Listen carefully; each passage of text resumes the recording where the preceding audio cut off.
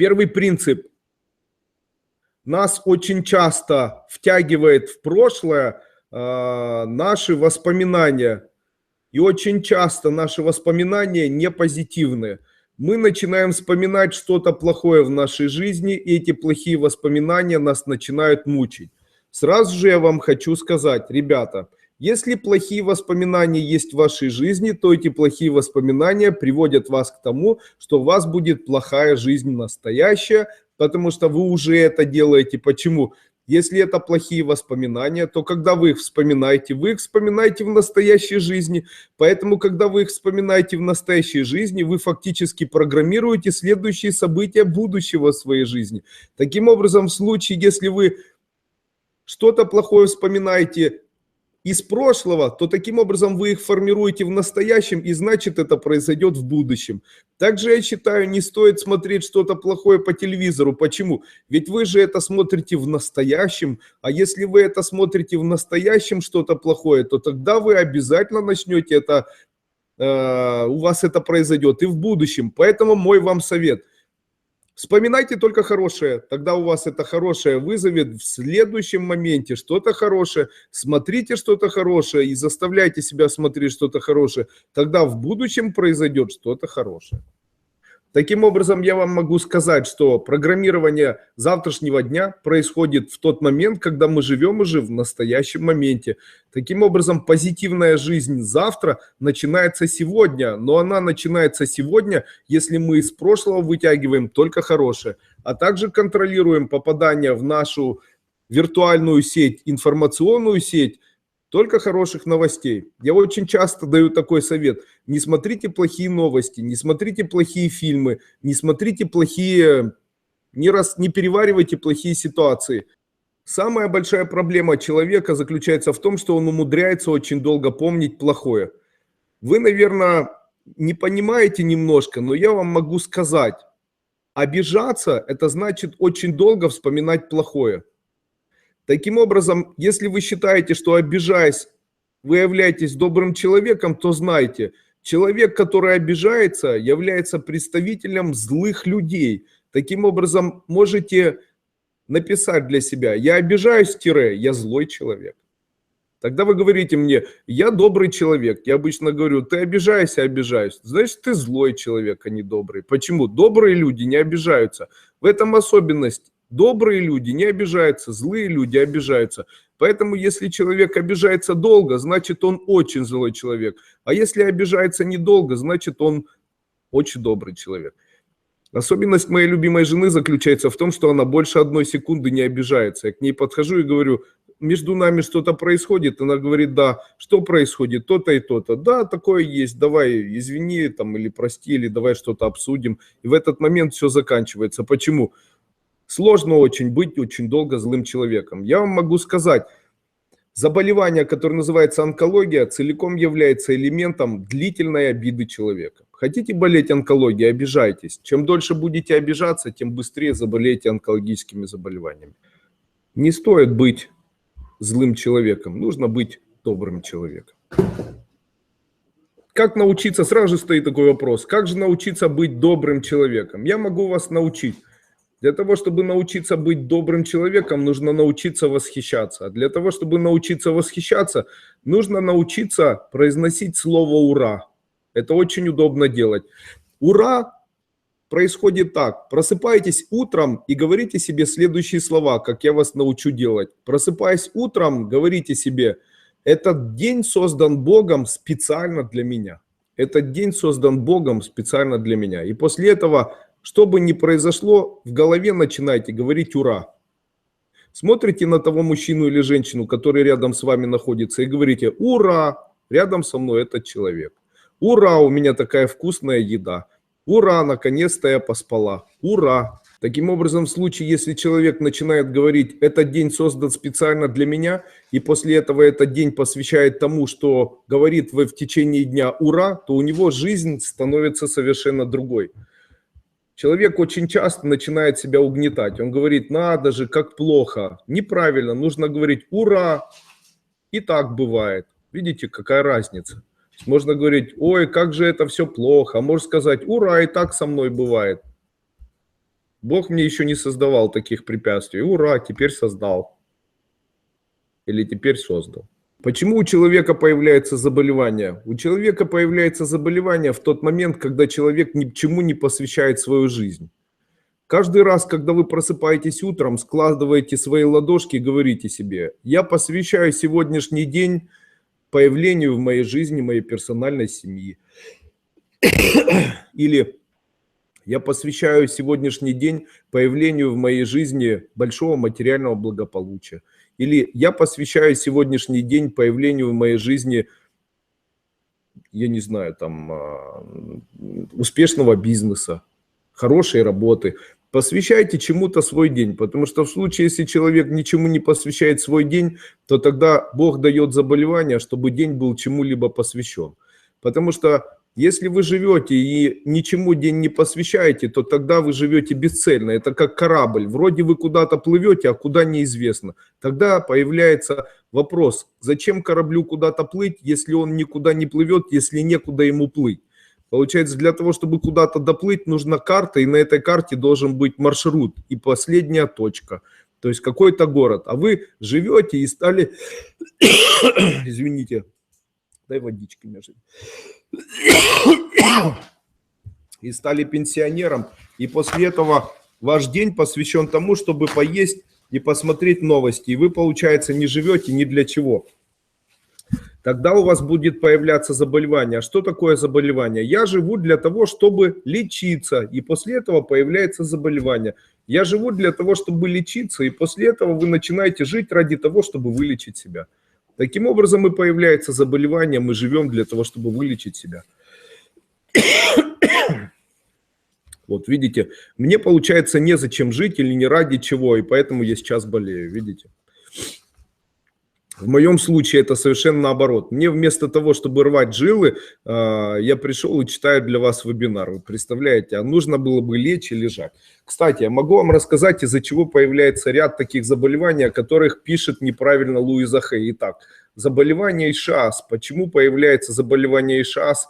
И почему болит у человека поясница и болят вены? А не нужно рвать жилы себе, потому что когда человек рвет жилы и старается работать больше, чем он старается, или больше, чем может на себе, ну, больше, чем может вынести, у него начинает болеть поясница и начинает болеть вены. Жилы рвет себе. Не зря в народе говорят, этот человек не просто работает, он прям жилы рвет себе. Почему болит позвоночник? Потому что его кто-то грызет. Не зря в народе говорят спиногрызы. Вы представляете, для того, чтобы позвоночник не болел, на энергетическом плане нужно представить, будто слева и справа его кто-то грызет, и просто этих людей вот таким образом от себя подталкивать. Вы представляете? Почему болит горб и появляется 7-й шейный позвонок в виде горба? Потому что там кто-то сидит, и вы кого-то носите на себе. То есть кто-то живет за ваш счет, и вам этого человека нужно с себя сбросить. Вы видите, как все банально. Это все на энергетическом плане именно так и проявляется. Вы представляете? Это очень интересно наблюдать за всем этим. Получается, человек вены себе и жилы себе рвет, поясница болит.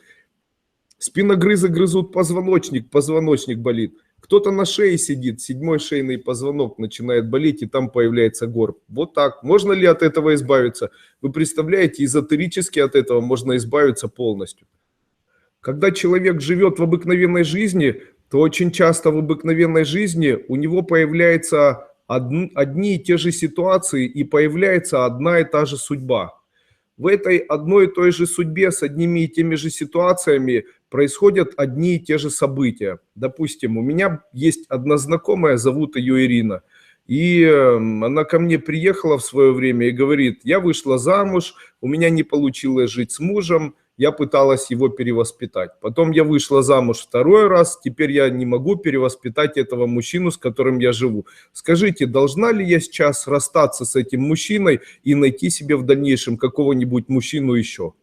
Ответьте на этот вопрос. Нужно ли ей искать еще одного мужчину? Вопрос, почему? А ведь вся ее проблема заключается в том, что она хочет жить мужчиной или с мужчиной для того, чтобы его перевоспитать. А ведь ей как раз нужно разобраться в себе и, наверное, научиться принимать мужчину, не перевоспитывая его. Правильно? Я ей ответил когда мы с ней последний раз встретились, ей сказал буквально следующие слова. Вся твоя проблема не заключается в том, что ты должна жить с мужчиной или должна не жить. Вся твоя проблема заключается в том, что ты не должна перевоспитывать мужчину, а должна научиться восхищаться мужчиной. Видимо, это твоя кармическая задача. Научись восхищаться мужчиной, и тогда начнешь жить очень счастливо. В моей жизни был знакомый мужчина, который приехал ко мне и говорит: у меня было в моей жизни очень много женщин. Я жил с одной женщиной, она мне не подходила, жил с другой женщиной, она мне не подходила. Если подходили финансы женщины, то не подходила она в постели. Если подходила в постели, то она мне не нравилась.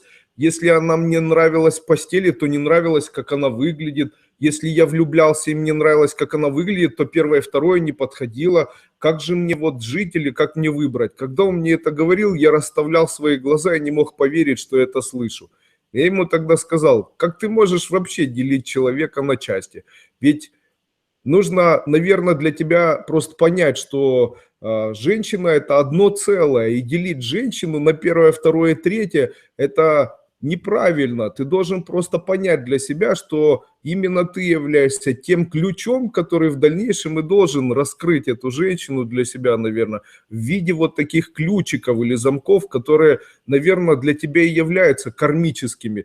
И если ты это сделаешь или поймешь, что я тебе скажу, то тогда эта женщина расцветет для тебя. Не нужно искать, ты ее не найдешь все 3 элемента или там 10 элементов, потому что ты являешься судьей, а женщина для тебя будет являться подсудимой, и ты просто ставишь ей номера там от 1 до 10, там троечка, в этом пятерочка, в этом восьмерочка, в этом еще как-то, и это очень нехорошо. А ведь если ты начнешь жить с женщиной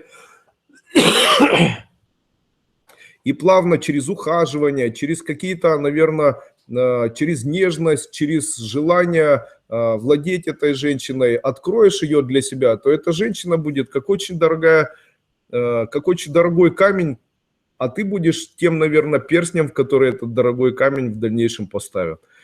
Он мне, конечно же, не поверил, вы знаете, по сей день холостой и ездит уже на битой машине, хотя в свое время у него было там ряд машин и ряд возможностей, и там свой завод, и там чего у него только не было.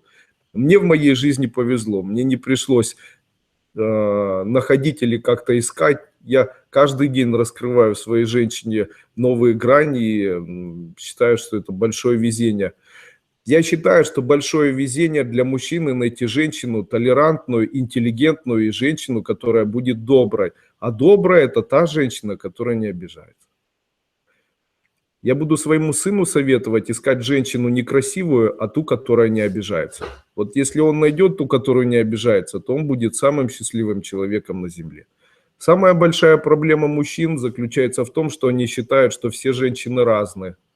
И это абсолютная глупость. И самая большая проблема женщин заключается в том, что они считают, что все мужчины одинаковы. Это тоже самая большая ошибка.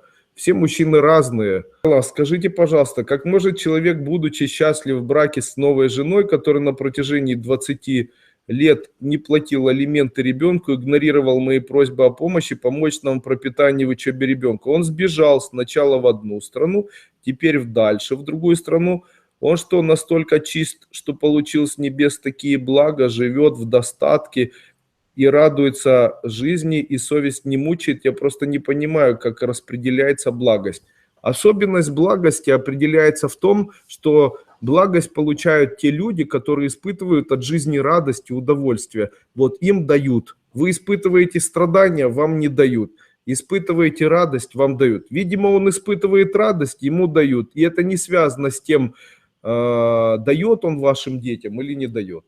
А убежал он от вас, потому что, скорее всего, вы его пилили, или, скорее всего, вы его постоянно пытались перевоспитывать или осуждать, или еще что-то делать. Понимаете, обижались, видимо. Потому что очень часто женщина просто не верит. У меня есть очень хорошая история. Она в свое время поступила в Тюменский институт геологическо-разведывательный. И в этом институте она познакомилась с мужчиной. Этого мужчину звали, не имеет значения, он там из Болгарии был откуда-то. И они с ним там поженились. После этого у них родился ребенок. И после этого со временем он стал губернатором одного из самых крупных областей России.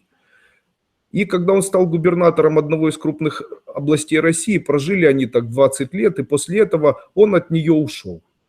У них осталось 2 детей. После этого он ушел к одной женщине, эта женщина навредила этому мужчине, выстрелила ему в голову, к нему вернулась жена, выходила его. Так вот, я у жены его спрашивал, почему он рядом с тобой стал таким мужчиной? Она сказала мне следующие слова, она говорит, я ему просто все время говорила такие слова, Сережа, ну ты же у меня великий мужчина. Так вот, рядом с Кобзоном Кобзониха сделала Кобзона великим человеком. Рядом с Дуйком Дуйчиха, которая делает Дуйко планомерно каждый день, великим человеком. Рядом с каждым мужчиной находится его женщина, которая искренне восхищается своим мужчиной. А когда вытягивает из него жилы, каждый день пилит и рассказывает о том, что ты лошара, что ты урод, что ты даун, да кто ты такой, ты вообще ничего не умеешь, закрой рот свой, вообще чмо на свои 100 рублей, только лежишь и так далее, то в этот момент и будет то, что вы воспитаете. А вот если бы вы начали восхищаться этим человеком, то он что-то бы хотел. Рядом с мужчиной живет женщина, и эта женщина, восхищаясь мужчиной, делает из этого мужчину великого. Моя женщина говорит мне, Дуйко, ну ты же у меня великий. Вот вы представляете, и Дуйко плавно становится великим человеком. Я не начала принимать людей, но денег не получаю. Клиенты дают продуктами. Что нужно сделать, чтобы начать получать деньги? За дочку мою, Танечку, спасибо, она крепнет на глазах. Ваши препараты чудо. Ребята, если вы берете для того, чтобы человек заработал деньги, он тратит свою жизнь. В тот момент, когда вы принимаете человека, вы тоже тратите свою жизнь. Поэтому, когда вы обмениваетесь энергиями, то вместо того, чтобы, когда вы отдаете свою жизнь, берете в виде денег жизни этого человека, у вас происходит обмен жизнями. В случае, если вы берете продуктами, то у вас происходит, вы берете его болезнь, а отдаете свое здоровье. Взамен этого вам дают в виде благодарности продукты. Таким образом, чтобы вы не умерли, болея, вам дают благотворительно продукты. Поэтому, когда вы лечите людей, брать продуктами питания ни в коем случае нельзя. Нужно обязательно... У меня это просто пройденный этап моей жизни, и я всегда говорю следующие слова. Если вы будете лечить кого-либо в своей жизни и брать продуктами питания, то не делайте этого никогда в жизни, это плохо для нашего здоровья. Также кому-либо что-либо помогать. Есть правило 2 людей. Смотрите, один человек убегает, он взял у кого-то в долг. Другой человек догоняет у того человека, который занял, у этого человека, который его догоняет. Теперь я человек, вот я здесь 3, я человек, у которого все в жизни хорошо. Я сижу и не обращаю внимания ни на первого, ни на второго. И один из этих людей, у которого есть долг, он говорит мне, Андрей Андреевич, срочно, мне надо, чтобы вы помогли, мне не хватает отдать этому человеку денег. Можете ли мне занять? Я говорю, хорошо, я вам займу деньги, да. После этого я должен примкнуть либо к этому человеку, либо к этому человеку. Смотрите, без них мне было хорошо. После этого я должен либо стать тем человеком, который начнет занимать у всех, либо тем человеком, который начнет за всеми бегать. Таким образом, разве мне нужно становиться тем человеком, который догоняет, или тем человеком, который должен кого-то догонять? Наверное, нет. В жизни некоторых людей существуют трудности. Есть человек, у которого нет работы, есть человек, у которого есть работа. А есть такой человек, который как я, и мне все равно. И ко мне приходит человек, у которого нет работы, и говорит, Андрей Андреевич, помогите мне. И я ему помогать не буду. Вопрос, почему?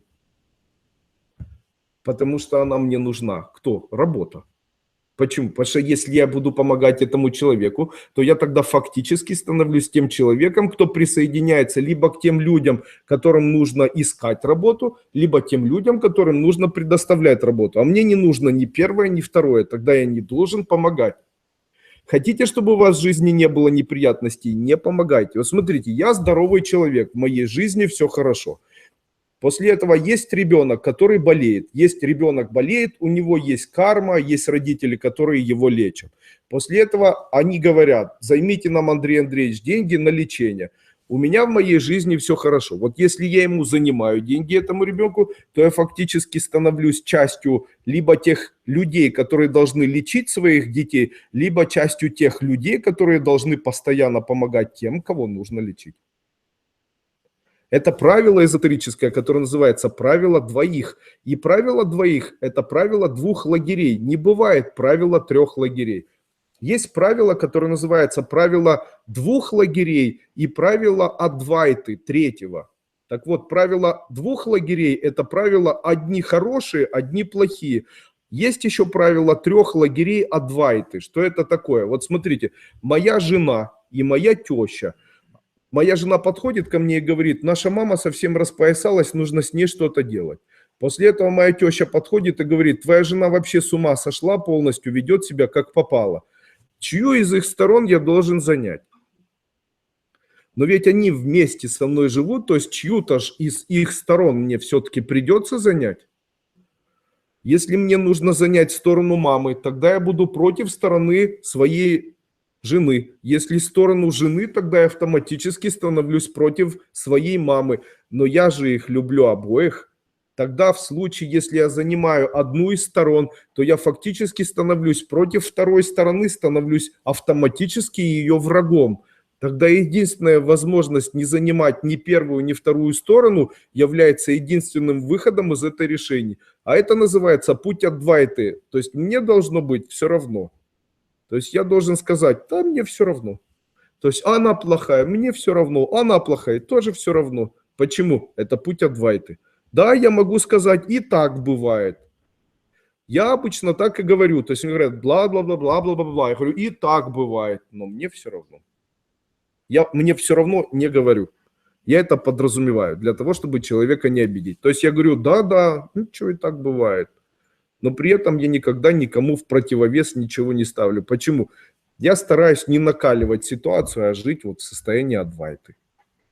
Таким образом, в случае, если у мужчин появляется неприятность какая-то, то этот мужчина должен прям контролировать у себя возможности целиком быть сосредоточенным. А что же делать в этот момент? Сосредотачиваться, читать побольше, я не знаю, заниматься физкультурой, я не знаю, приседать, я не знаю, там, заниматься здоровьем, стараться что-то созидать. Но в это время думать о сексе ему совсем не нужно. Вообще категорически, катастрофически, совершенно. Это человеческое мужское проклятие. В этот момент я вообще могу вам сказать, что если мужчина занимается онанизмом, то у мужчины будет крах финансовый. Я понимаю это, я понимаю, что сейчас очень много информации, большое количество вот этих картинок, которые публикуются, там, сияющих этих картинок, потому что рекламы в виде секса и эротики, которая везде демонстрирует обнаженные гениталии. И я считаю, что это не совсем хорошо, потому что это очень приземляет людей, и люди ничего не добьются. Потому что для того, чтобы люди чего-либо добивались, женщины должны быть недоступными для мужчины. Почему? Они должны восхищать мужчин на какие-то поступки, на какие-то действия. Женщины своей красотой восхищают мужчин. Мужчины хотят добиться этой женщины. Они могут добиться только ухаживанием, а ухаживание денег стоит. А когда женщина доступная, когда мужчину возбуждают доступные женщины, ну, после этого и становится жизнь вот такая, которую мы получаем. А ведь в том, что мы сейчас видим вот такую судьбу, но она целиком связана еще и с развратом. Я могу вообще сказать, как эзотерик, я считаю, во многом проблемы, которые связаны с тем, что очень много людей сходит с ума, связаны с элементом блуда. Люди сходят с ума из-за того, что они очень гулящие. Они очень много думают не о том, как построить себе семью, не о том, как заработать деньги, не о том, как что-то сделать для своей семьи, а о том, как с кем-то переспать. Но это же не может быть бесконечной целью. Ну а что же это за бесконечная цель? Переспать, переспать, переспать, переспать, переспать, переспать, переспать, переспать. Даже, знаете, меня очень удивляет, там уже переспал с кем-то, ну зачем же снова кого-то искать? Начинаются перемены к лучшему. Вы понимаете, вся особенность заключается не в том, что вы слушаете шумы или проходите первую ступень. Вся особенность заключается в понимании философии. Я говорю об этом все время, и вы знаете, если школа наша не будет изменяться, то я ее, скорее всего, закрою, вы представляете? Потому что давать просто так эзотерические практики, которые вот я даю, их не имеет смысла просто. Я очень часто говорю о философии, которую человек забывает через 3 минуты или покупает складчик где-нибудь, и после этого почему-то пропускает и пытается очень быстро просмотреть. Начинает слушать шумы и считает, что это вот важнее, чем основная идея, которая дается вот во время прохождения первой ступени. Я не знаю, мне, может быть, использовать NLP-системы какие-то или писать на бумажечке. Это важно. И после этого подчеркивать. Я все время говорю, вот давайте я задам вам сегодня прямо вопрос. Вот смотрите, вот Людмила Аверкиева, я хочу у вас спросить, как часто вы испытываете состояние радости и удовольствия на протяжении дня? Опишите это для меня, как вы его испытываете и что вы ощущаете, где вы его испытываете, каким образом это у вас происходит, где вот эти чувства?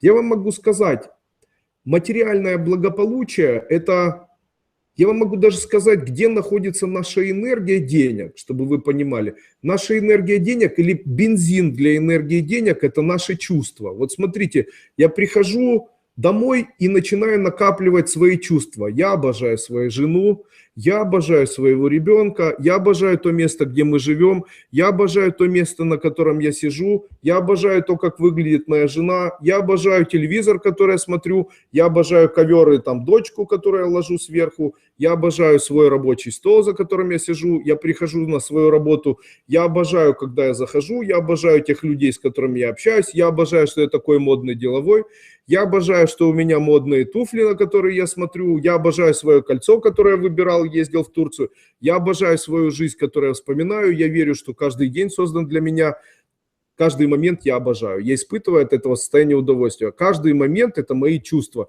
После этого я прихожу на работу, и это все является моими чувствами, которые выплескиваются у меня на работе. Тогда бензин, который я накапливаю вечером, от того, что я его накапливаю, он выплескивается у меня на работе. Тогда бензин моего материального благополучия – это тот бензин, который я накапливаю вечером дома. Когда я сажусь вот за этим столом, я складываю ручки. Саша, ты видел, как я это делаю? Складываю ручки, зажигаю палочку, и не было ни разу, ни одного дня, чтобы я этого не делал. Зажигаю палочку, складываю ручки и говорю, я посвящаю сегодняшний день материальному благополучию своей семьи. Вы представляете, я каждый день посвящаю материальному благополучию своей семьи, а вы чему посвящаете свои дни? Вы чему-то их посвящаете вообще? А после этого, когда человек проходит первую ступень, что он делает после этой первой ступени? Там целый ряд есть, целый ряд вот этих философских идей, о которых я говорю, о том, что нужно испытывать состояние радости и удовольствия, о том, что нужно, вот сейчас говорили, о том, что не нужно вспоминать плохое, о том, что нельзя обижаться, о том, что нужно мужчиной восхищаться. А у нас снова все пришло к материальному, знаете, к Канту. И это же энергетика. Здесь вообще к Ньютона и Канта здесь, по идее, не должно быть. Здесь не будет так, что плюй, стреляй, я не знаю, проговаривай, молись, там, приседай и так далее. И у тебя будет пруха и муха. Нет, здесь философия. Она должна настроить тонкие психические циклы, которые приведут к невероятной радостной жизни. Это важно. Если вы каждое утро будете просыпаться и говорить «Ура!», то ваша жизнь изменится уже на протяжении нескольких месяцев. Я прихожу на работу, и в голове моей говорится «Ура!». Я утром просыпаюсь, лежу вот так на жену, смотрю и думаю «Ура, какая красивая рядом со мной». Когда я вечером домой сегодня приду, я буду смотреть на них и буду говорить «Ура, какие они красивые». Почему? Особенность такая. Я их обожаю, понимаете? И их обожаю, и себя обожаю, и людей обожаю, и мир обожаю, и каждый следующий момент обожаю. После этого можно сказать, деньги у меня будут. Так они у меня уже очень давно есть, понимаете? Я даже когда рассчитываюсь, вот я рассчитываюсь, отдаю деньги и уже не сильно заморачиваюсь. Почему? Вот этого нет уже десятилетиями. То есть человек отдает и говорит, о, как же я их заработаю и так далее. У меня этого нет, я уже забыл, что это такое. Мне надо отдавать, отдаю, не надо отдавать, я не отдаю. Почему? Мне это не парит. Как-то этому научиться? Ну, это же философия. Почему? Скоро будет, это вера, понимаете, она плавно годами нарабатывается. И я не напрасно это даю во время этих ступеней, в виде вот такой вот облачной вот этой философии. Она плавно должна войти в человека. Забудьте о практиках и техниках, моделируйте свою судьбу, побольше позитива, верьте в том, что каждый следующий момент, он создан для вас. Каждый следующий момент – это школа нашей жизни. Человек должен каждым следующим моментом восхищаться. Муж идиот, говорите, ура, ничего себе, какой же он идиот. После этого он говорит, что ты так восхищаешься? Вы говорите, и так бывает, ничего страшного. Муж ушел, говорите для себя, не ушел, а пошел. И после этого подруги говорят, что такая радостная? Вы говорите, наконец-то от меня муж пошел. Потому что до этого все уйти не мог, а это вдруг пошел. Слава Богу, в собор Парижской Богоматери.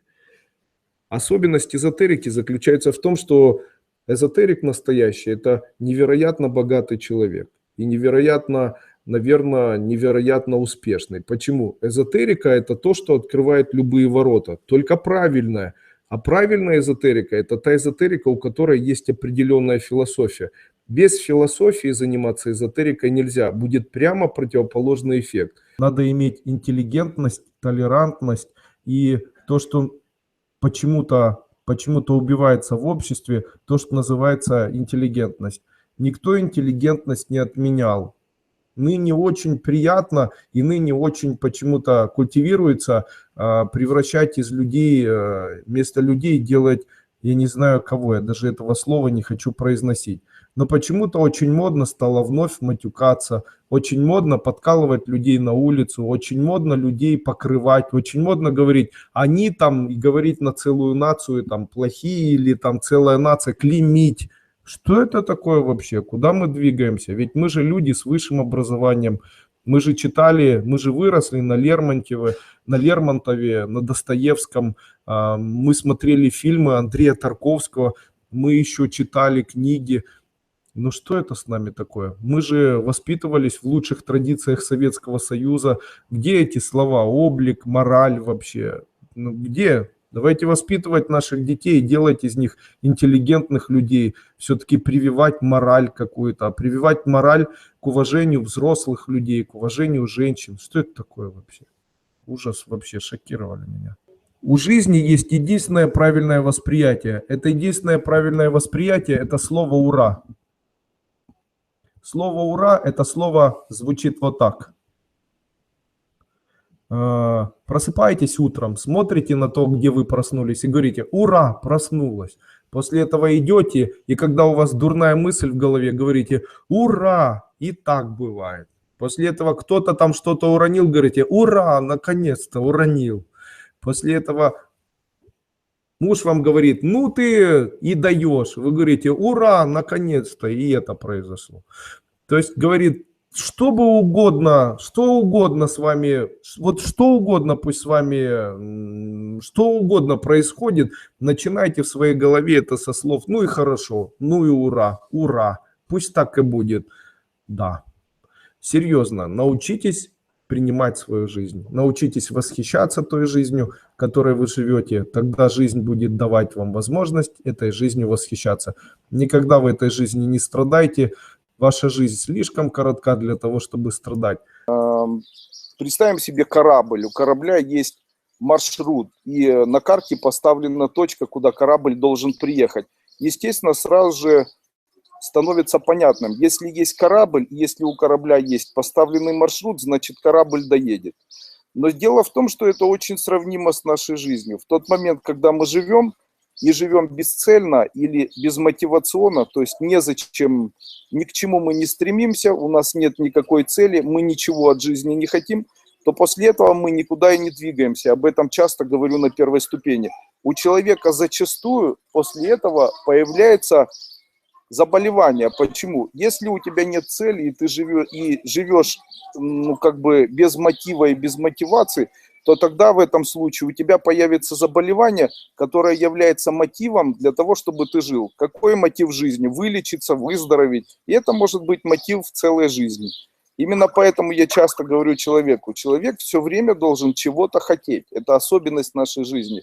Жизнь, в которой полностью ничего не хочешь, перейдет в состояние заболевания, когда тебе придется обязательно лечиться. Таким образом, хотите выздороветь, хотите ничем не болеть. Ищите такую цель или такой мотив, который заставит вас шевелиться. Также хочу вам сказать, как бы человек не был удовлетворен конечной задачей, он должен всегда хотеть немножко большего. Это такая особенность. Немножко большее есть мотив для продолжения, так как очень часто человек, достигнув чего-либо, приходит в состояние тупика. И мотивом для продолжения его жизни является желание, чтобы что-то происходило еще.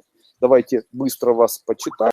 Если я на этой бумаге напишу сейчас будущее, и после этого эта бумага положится мной на стол, и я приду через час, то эта бумага будет в настоящем.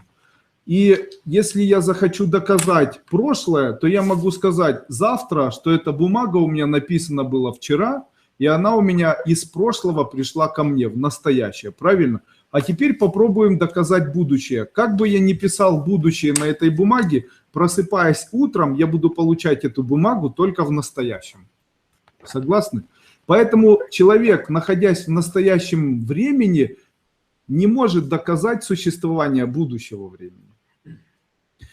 Согласно философских традиций и согласно традиций, связанных с физикой, в случае, если человек не может доказать будущее, а мы его доказать не можем. То есть, как бы вы ни хотели, вы будущее доказать не можете. И только потому, что человек верит, что будущее будет существовать, и будущее будет, это заложено в его голове, будущее появляется. Так вот, ваше будущее, оно возможно только в случае, если у вас есть вера.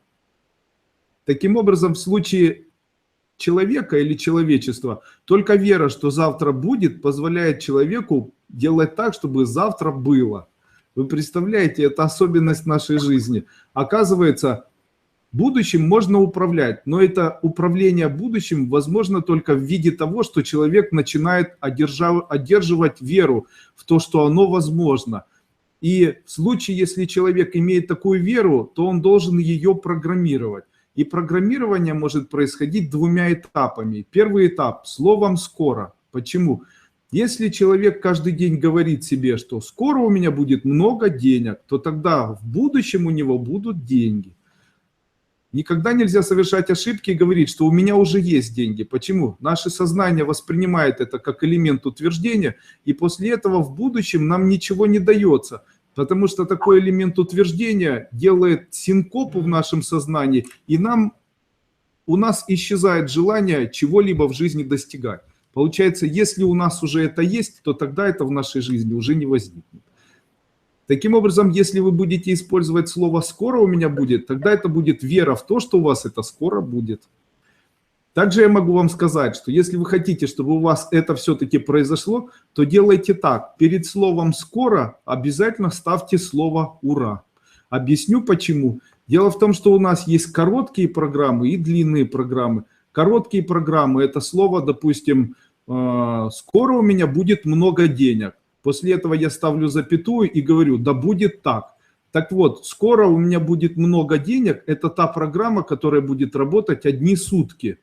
И до вечера она закроется. А «да будет так» будет работать в моем энергетическом коконе еще полгода.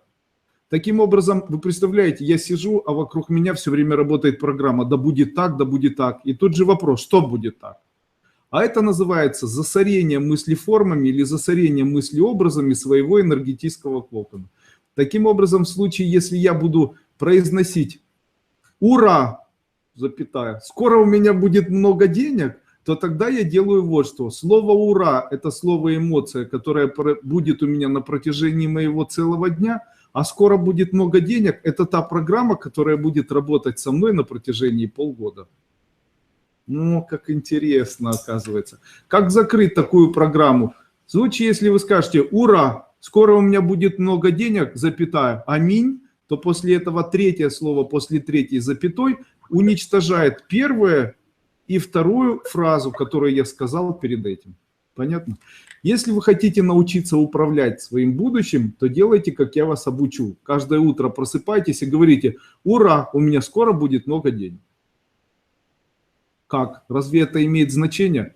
Почему это не имеет никакого значения? Кому вы произносите эти слова? Вы же эти слова не себе произносите, вы произносите это в виде надежды, что будет это с вами происходить. А вера позволит той энергии, которая управляет миром или которая называется будущим, это для вас создать.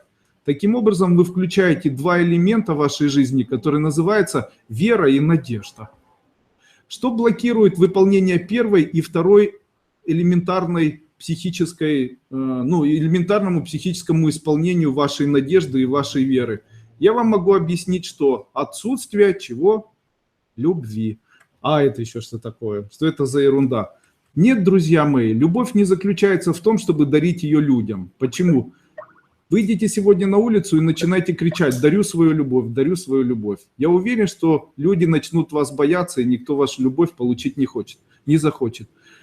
И в случае, если вы постараетесь кому-либо дарить свою любовь и ярко это выражать, то знайте, если к вам приходят часто гости, и вы им будете дарить любовь, то они перестанут к вам ходить в гости и начнут вас ненавидеть.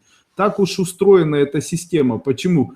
Потому что любовь, она возможна только в случае, если у нее нет концептуальности. А человек любит за что-то, он не любит просто так. Таким образом, если вы дарите любовь или ее посылаете, то вы посылаете ее не в чистом виде, а смешанную с вашим предвзятым отношением к этому миру. То есть она у вас не чистая, она у вас любовь за что-то. А если это любовь за что-то, то это не похоже на любовь, а это похоже уже на продажную любовь. То есть если вы любите за что-то, то тогда это любовь за что-то, и это не чистая любовь. Таким образом, даже если мы дарим свою любовь, то мы ее дарим за что-то, даже безвозмездно.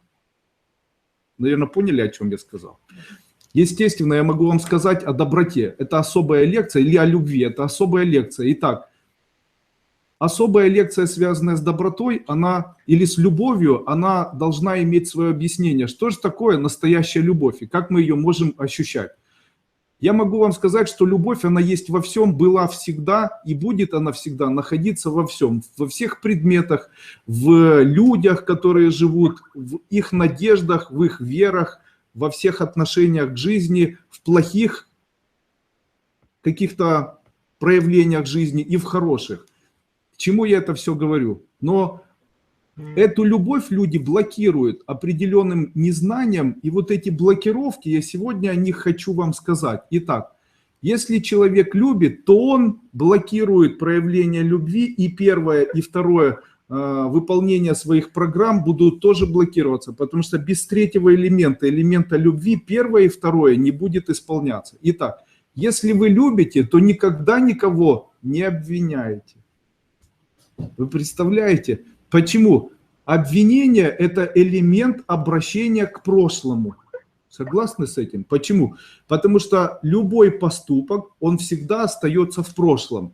Таким образом, если поступок находится в прошлом, то тогда в случае, если человек обращается к прошлому, то он обращается к мертвой энергии.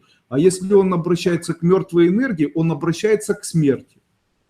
Таким образом, обвиняя кого в чем-либо, вы приобретаете возможность стареть. Таким образом, хотите жить дольше, никогда никого ни в чем не обвиняйте. Вы представляете, хотите, чтобы у вас, ура, скоро у меня было много денег, сработало, тогда делайте так, чтобы в вашей жизни не было обвинений. Ну а если не важно, вы представляете, здесь очень важно научиться не обвинять. Таким образом, в случае, если кто-то виноват, вот, допустим, у меня проявилась такая ситуация, наверное, уже знаете, сайт kailas.in.ua был там аферистами или мошенниками, учениками школы в прошлом или в настоящем, я их считаю учениками, каким-то образом отвоеван. У нас есть возможность повлиять на этих людей, их там каким-то образом воспитать, найти, и там, как один из учеников сказал, давайте я найду и вырву ноги, это все сделать. Но я этого делать не могу. Почему? Потому что я люблю мир, а если ты любишь мир, то ты его не обвиняешь. Почему? Это было в прошлом. То есть если это было в прошлом, то тогда это меня не касается. Раз это испытание, которое или не испытание, которое дается мне, то я это с благодарностью принимаю, потому что все, что не делается мной, а делается моими надеждами. И если мои надежды скорректированы правильно и моя вера крепка, то это создает возможность, в случае, если я это принимаю, это будет происходить. А если я это не принимаю, то тогда я это все ломаю. Таким образом, если я раньше говорил, ура, скоро у меня будет много денег, то если у меня каким-то образом что-то отобрали или что-то произошло, то это правильно, потому что приняв это, у меня произойдет новая правда. То есть что-то в моей жизни должно произойти и что-то изменится. Я в свое время это заметил, когда у меня в свое время развалился определенный мой бизнес. Я был настолько расстроен, я еще не успел заехать в одну квартиру и был вынужден там где-то поночевать. Вы представляете, вечером я оказался без жилья, не приехал в квартиру, оказался без денег и был вынужден при 40-градусной жаре спать у себя в офисе там на 15-16 этаже. Лежу я на стульях, потому что офис не предназначен для того, чтобы в нем ночевать, и горюю, понимаете, и думаю, боже, как это все плохо. И утром оказалось, что мой бизнес, который у меня был, мой бизнес развалился. И он не развалился по моей вине, просто так получилось, что приняли новый закон, который просто списал мой бизнес. И теперь он стал нелегальным.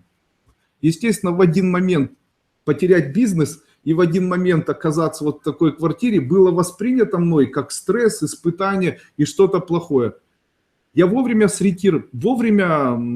вовремя перестал горевать. Почему? Потому что тогда я еще не знал, что нужно всегда верить, и что мои программы, которые звучали как «Ура, скоро у меня будет много денег», они все-таки срабатывают.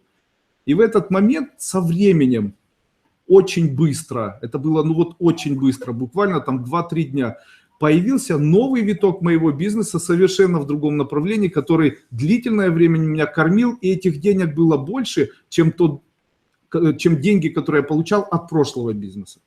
Понимаете? Это наша смоделированная ситуация.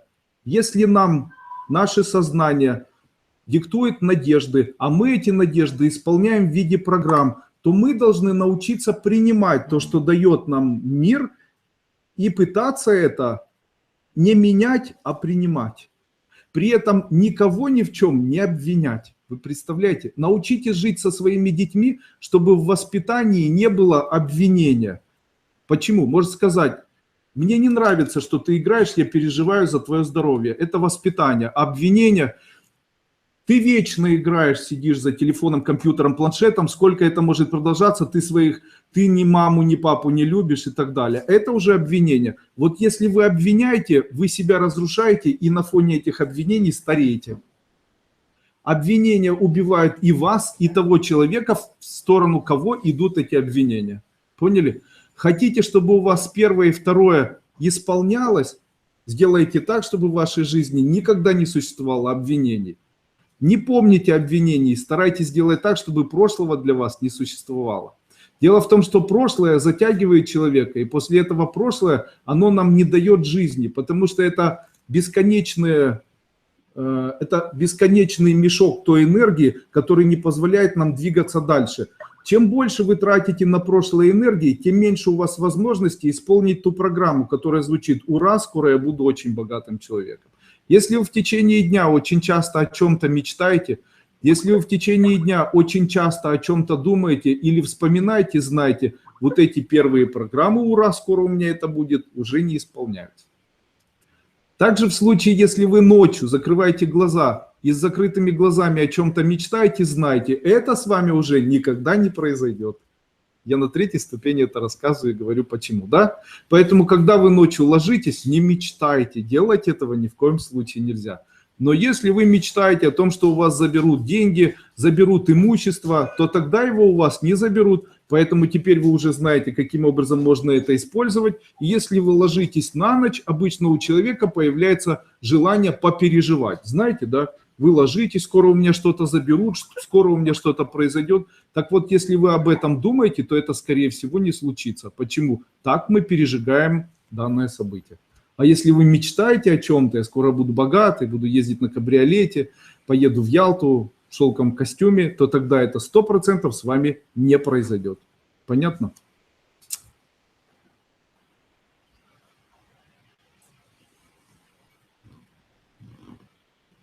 Второе. Нужно обязательно, в случае, если человек хочет, чтобы первое и второе исполнялось, или вера и надежда работала, то тогда в случае, если он хочет развить свою любовь, то он должен понимать, что если ты любишь, то тогда ты не обвиняешь. И если любишь, то не воспитываешь. Я об этом тоже раньше говорил. В случае, если вы любите, не воспитываете. Я еще раз расскажу историю. У нас с Машей недавно был такой опыт. Маша начала ковыряться в носу пальцем. Ну, это мой ребенок, ей 1,5 года. Начала ковыряться пальцем. И в этот момент я сказал тем моим близким, которые находились рядом, я сказал, а вот сейчас просто давайте не будем обращать внимания. И после этого все отвернулись и сделали вид, как будто никто не смотрит. И в дальнейшем просто перестали обращать на это внимание. И она перестала ковыряться в носу. А вот если бы мы говорили, там, не ковыряйся в носу, не ковыряйся, то она бы определенно начала бы ковыряться в носу. Это так устроен мир, он устроен по принципу протеста и свободы. Таким образом, в случае, если вы ребенка воспитываете, говорите, не делай этого, то он будет обязательно это делать. У меня было так с сыном. Когда сын был маленький, он увлекся компьютерными играми и проводил в этих компьютерных играх очень долгое количество времени. Воевали с ним все. Я по незнанию воевал, моя бывшая знакомая воевала с ним, и ее мама воевала с ним и так далее. И ничего не происходило, он как назло пытался по ночам встать играть, думал только об этом и ничего не происходило. До какого-то момента. Потом все махнули рукой, он доиграл до конца недели или до конца месяца, и после этого убрал это все и перестал играть. Почему? Надоело. Почему? Потому что неудовлетворенность заставляет человека хотеть это вновь и вновь, удовлетворение чем-то заставляет человека убрать это из своей жизни. Понятно? Почему человек пьющий не может бросить пить? Потому что он не может напиться настолько, чтобы получить удовлетворение. Поэтому человек, который не может напиться для того, чтобы получить удовлетворение, он не может прийти к тому, чтобы не пить. Потому что если человек получает удовольствие, но не получает удовлетворения, то он будет вновь хотеть иметь желание получать удовольствие. А если человек получил удовлетворение, то второй раз получать удовольствие он уже не захочет. Почему? Удовлетворен. Это в нашей жизни так, с курением происходит. То есть почему человек курит? Каждый раз, когда он курит, он не может получить удовлетворение. Но получить микроудовольствие может. Таким образом, каждый подход к курению позволяет человеку получить удовольствие, но не получает получить удовлетворение. Я могу вам дать совет.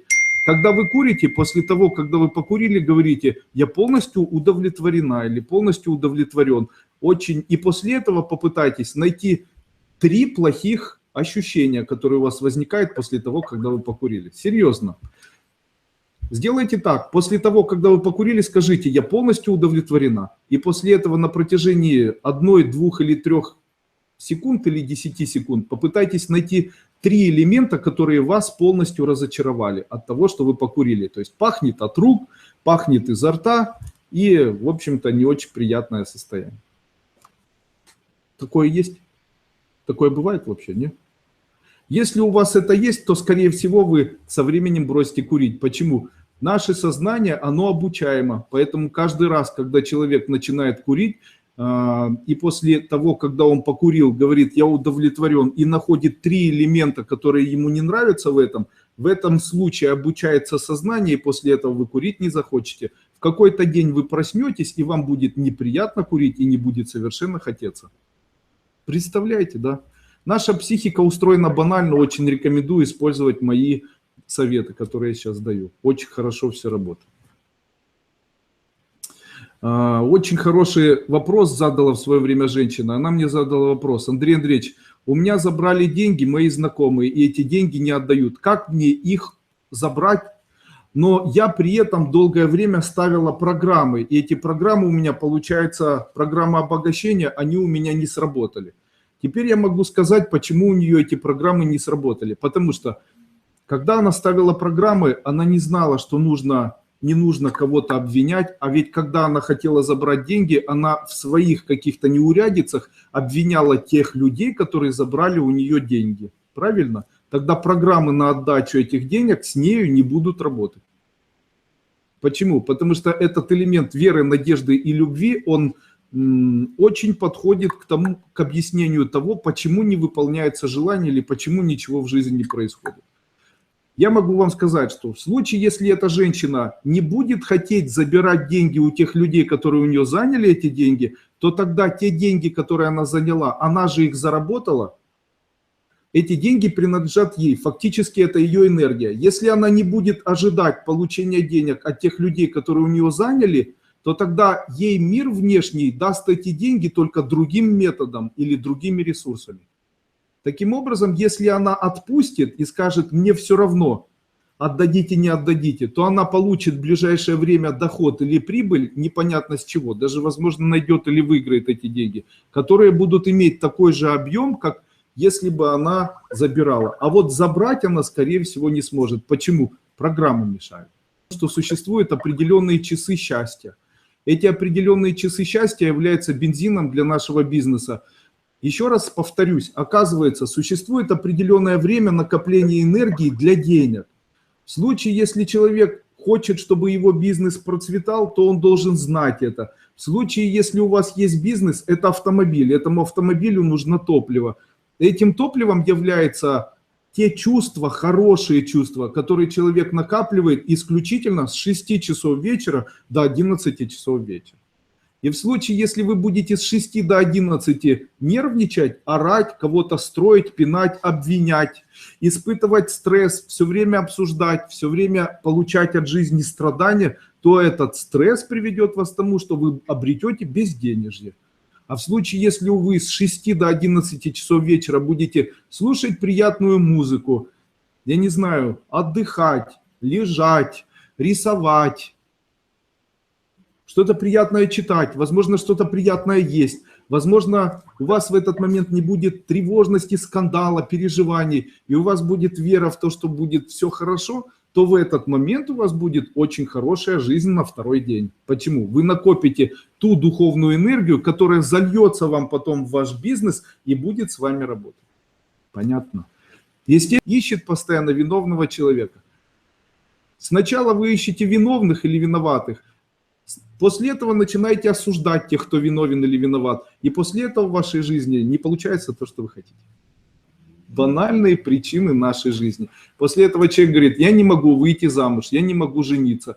Каждый день ко мне приходят люди, очень красивые женщины, невероятно развитые мужчины, и у всех одна и та же проблема. Они мне говорят, Андрей, мы не можем найти вторую половину, Андрей, помоги нам найти вторую половину, как же нам найти того человека, с которым мы будем жить и так далее. В этот момент я всегда хочу сказать одну и ту же фразу. Не нужно искать. Почему? Если вы ищете, то тогда, да, возможно, намерение должно быть. То есть человек должен себе сказать, скоро у меня это будет. Но искать принципиально не стоит. Почему? Будете искать, не найдете. Почему? Вера делает что-то, а не поиск. Когда вы ищете, то это вы делаете. А когда вера делает, то тогда это для вас приносится на тарелочке с голубой каемочкой. Дайте возможности вот той энергии для вас что-то сделать. И здесь очень важно не обвинять, не обучать, не быть судьей. Знаете, почему мужчины и женщины живут плохо? Очень часто плохо живут. Потому что Бог никого не осуждает и никого не обвиняет. А муж и жена начинают жить так, что они начинают друг друга обвинять. Она ему говорит, вот ты такой, ты не можешь это, ты еще что-то не можешь. Он говорит, нет, это все из-за того, что ты такая или ты такая. То есть они начинают заниматься обвинениями друг друга.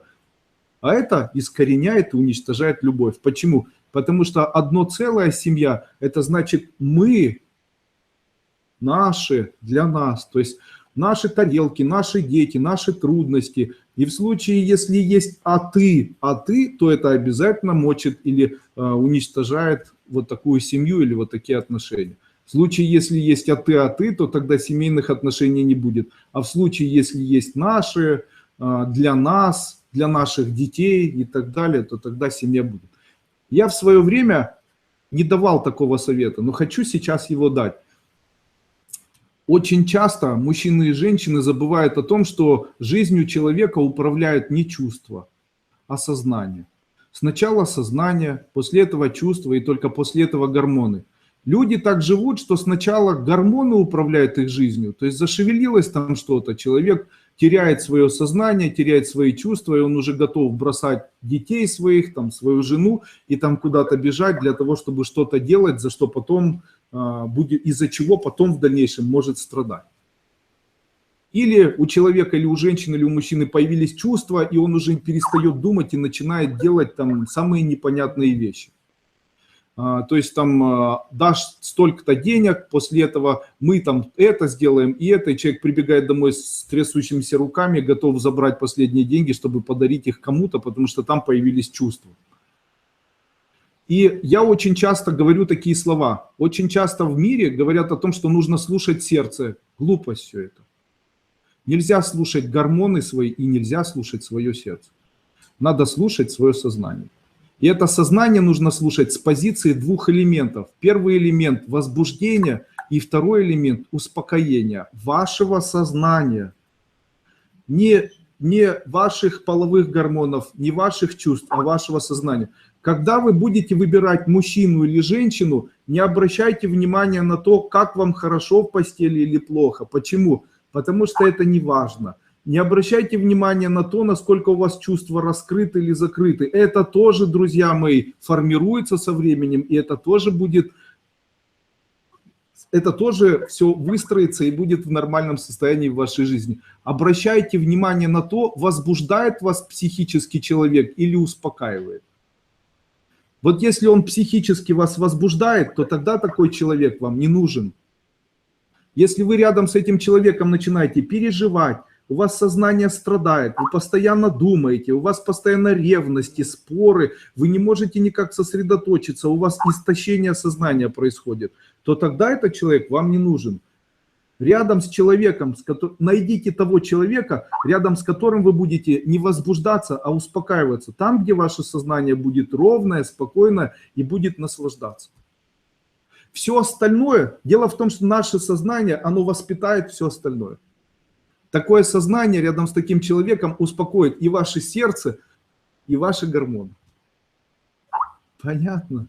Это очень важно, найти того человека, рядом с которым будешь не возбуждаться, а успокаиваться.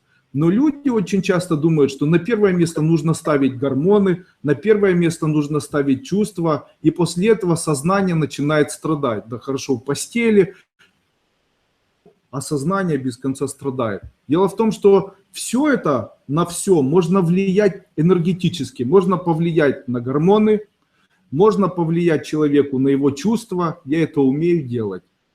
Но повлиять на его сознание нельзя. Тогда сознание управляет человеком. Представляете? Таким образом, я могу сказать, что чем крепче у человека сознание, чем оно спокойнее, тем лучше этому человеку живется. Поэтому, когда вы будете искать кого-то или жить с кем-то, смотрите на то, насколько вам спокойно вот здесь. Насколько вы перестаете переживать, насколько вам становится ровно. Не здесь, не там, нигде, а вот здесь. Все остальное слепится, гормончик гормончику начнет работать, чувства с чувствами начнут возрастать, и это в дальнейшем перерастет в хорошее, яркое и очень качественное чувство. Хотите вы этого или нет? Вот так. А если человек начинает постоянно обвинять, при этом после этого в постели выясняют отношения, при этом, но я его все равно люблю, при этом сознание начинает кричать, я уже не могу, сколько это может продолжаться, то после этого эта жизнь превращается в настоящее испытание и, наверное, очень тяжелые события жизни. Согласны с этим?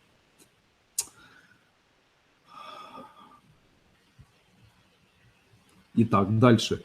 Итак, после того, когда человек хочет, чтобы его программы срабатывали, или шумы срабатывали, потому что это тоже важный момент. Смотрите, наши шумы могут не срабатывать только на том основании, что вы обвиняете кого-либо в жизни. Причем Шум может называться так. Открытие параспособности просматривать будущее во время своего сна. У нас есть такой шум, называется астральная левитация. Слышали, да? Астральная левитация – просматривание будущего во сне. И после этого человек слушает полгода этот шум, и ничего не происходит. И после этого он говорит, почему же у меня ничего не происходит в моей жизни, почему шум не срабатывает? А при этом он каждый день ищет причины кого-либо обвинять. Вот козел поставил вот это вот, здесь поставил машину. Ну что, козел, куда ты поехал? Слышите, это все обвинение. То есть человек клеймит, он говорит, козел. Почему ты решил, что козел? Это уже не имеет значения. Ты уже обвинил кого-то в том, что он козел. Понимаете? То есть он начинает обвинять. В случае, если обвинения происходят, то даже такие мини-программы, которые даже вкладываются в вас в виде таких шумов, они не срабатывают. Никто же не знает, что там в этих шумах находится, правильно? Может, там вообще произнесены 1000 раз слова. Скоро у тебя будет автомобиль, скоро у тебя будет автомобиль. Или скоро ты будешь очень богата, или скоро ты будешь очень богат. Возможно? Возможно, только произнесенное там 10 миллионов раз. Но не все так просто, на самом деле, с этими шумами. Вот что я вам хочу сказать. Старайтесь сделать так, чтобы в тот момент, когда вам захочется кого-то воспитать или кого-то обвинить в чем-то, просто промолчите. Это особенность такая, которая сделает вас совершенно другими. То, что у вас будут потом, за счет этого вы будете накапливать психическую энергию.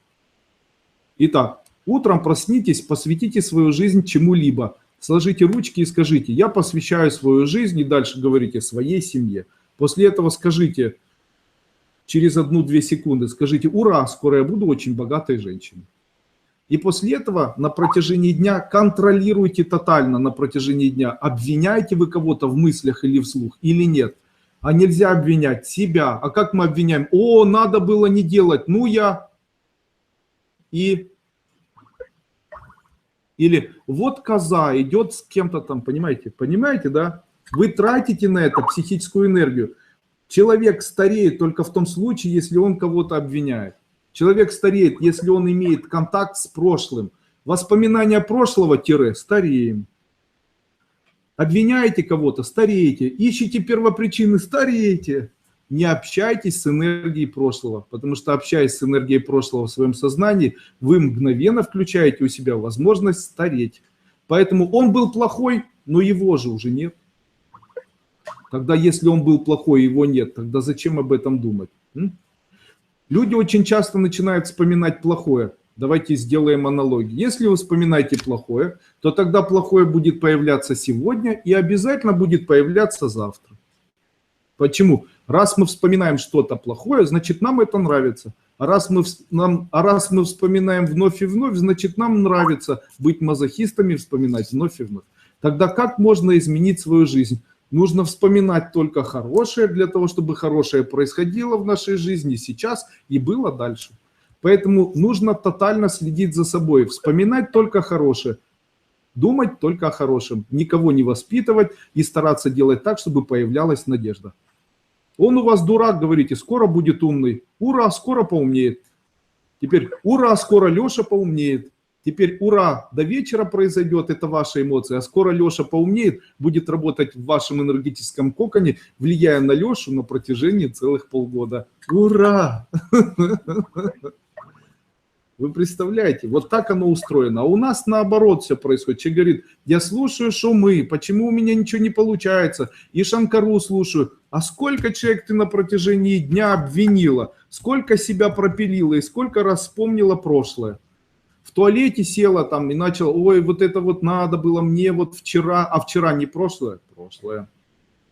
Ой, это же она мне сказала, зачем она мне сказала, что она думала, вот коза, какого фига. Уже и проклеймили человека и обвинили, что она коза. Понимаете, да? Найдите в себе возможность это не делать, это изменит вашу судьбу. Вы мгновенно начнете молодеть. Я это попробовал на себе, могу показать результаты на фотографиях. Я начал смотреть свои фотографии раньше и сейчас. Сейчас я чувствую себя лучше, выгляжу моложе. Ура! Вы представляете, почему? Видимо, так устроена жизнь. Если я перестаю думать о прошлом, то тогда оно меня не затягивает, и я не старею. Естественно, третий элемент, о котором бы я хотел сказать, это элемент обидчивость. Обидчивость – это тоже элемент того, что вы тянете что-то из прошлого. Посмотрите, все негативные ситуации – это все элементы прошлого. Смотрите, если прошлое умерло, то это смерть, да? Тогда любое воспоминание о смерти, что притягивает возможность быстрого умирания. Понятно? Поэтому думайте чаще о прошлом, освобождайте свои однокомнатные квартиры для своих детей. Если вы свекруха или теща. И не думать, если вы хотите черную магию в этом случае использовать, то нужно сесть рядом с вашей мамой, которую вы не любите, и начинать говорить: мама, давай что-нибудь вспомним. Она говорит: о, да, вспомню, как сейчас. И после этого она будет быстрее умирать. Какой кошмар, да? Видите, это уже черная магия. Дальше. А как же правда и неправда? Да, кто-то ж прав, а кто-то ж виноват. Смотрите, слово «неправда» – это тоже то, что тянет человека в прошлое. Потому что любая неправда – это тоже там осталось. Понимаете, это ж тогда произошло. А если оно происходит сейчас? Нет, друзья мои, оно даже происходя сейчас уже было произведено в прошлом. Понятно? Поэтому слово «неправда» – это слово, которое заставляет человека возвращаться к тому, что было раньше. А слово «правда» – это то, что заставляет человека просто жить. Но здесь фишка такая, она заключается в том, что у каждого правда, даже в случае, если для кого-то это неправда. Поэтому всегда знайте, что не обвиняйте человека в том, что вас киданули, обманули или еще что-то с вами сделали. Объяснить, почему этот человек это сделал, возможно, и у него правда будет правдивая своя. Понятно? Поэтому найти возможность кого-то осудить, обвинить, посадить, уничтожить или убить, в этом может быть своя правда. Но, возможно, он это сделал, потому что у него была тоже своя правда. Почему? У каждого своя судьба. Если вы хотите делать так, чтобы отлипнуть от той судьбы тех людей, которые живут вот в таком мире, не живите теми элементами, которые живут люди в обыкновенном социуме. Это вам позволит вырваться из этого социума. Если социум говорит, что нужно постоянно найти правдивых, правильных или неправильных, найти решение или не найти решение, или еще что сделать, то не верьте этому социуму, остановитесь с теми людьми, кто верит в то, что для него что-то произойдет. Самое большое счастье для человека – это найти в себе элемент веры. А он возможен, если человек говорит слово «скоро». Каждое утро просыпайтесь и говорите: скоро у меня будет мой персональный мужчина. И дальше говорите, ничего не говорите.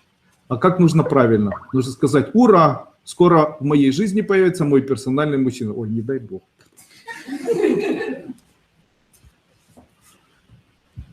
И в конце ура не нужно повторять. Но я скажу все-таки ура. Почему? Ну, дай бог, что появится. Конечно же, вы накупили этих шумов, накупили этих ступеней, скачали где-то в складчину, там непонятно что, и потом ставите мне или пишите мне письма: ты дуйкашка-какашка. И я после этого начинаю на это все смотреть и думаю: ну что ж так все тяжело. Сегодня даже мужчина набрал и говорит мне: Андрей Андреевич, вы представляете, раньше я проходил ступень в 2013 году, там было много практик, а сейчас вы даете ступени, и там мало практик. А почему же так? Может, надо изменить и давать много практик? Надо давать эти практики. Вообще, они никому не нужны. Людям не нужны практики без философии. Нужна философия, она должна изменить человека. Вот если изменить в человеке его сознание через призму этой философии, тогда все его существо полностью поменяется на 100%. Кому нужны эти пыхи и вздыхи, если гораздо важнее изменить вот здесь? Что от того, что человек не знает, что можно обвинять? Конечно, он утром хача, там, читает мантры и после этого там пытается что-то делать, но при этом все время обвиняет себя, все время ныряет в прошлое, все время кого-то находит первопричины для того, чтобы их там как-то переложить и что-то сделать, и у него ничего не получается. И после этого он пишет: Андрей Андреевич, у меня ничего не получается, что же мне еще сделать, что же мне еще сделать?